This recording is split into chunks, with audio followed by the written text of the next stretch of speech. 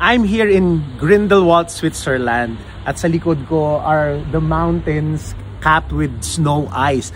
At alam nyo, sobrang ganda, breathtaking, picturesque.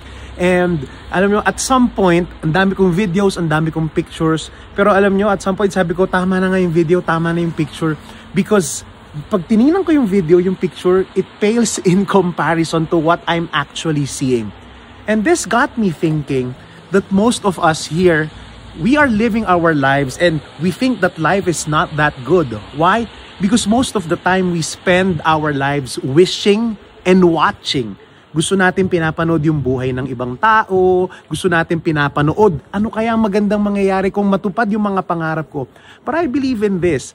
If you want to really experience the full life that God has for you, you need to stop wishing, you need to stop watching, and start really living.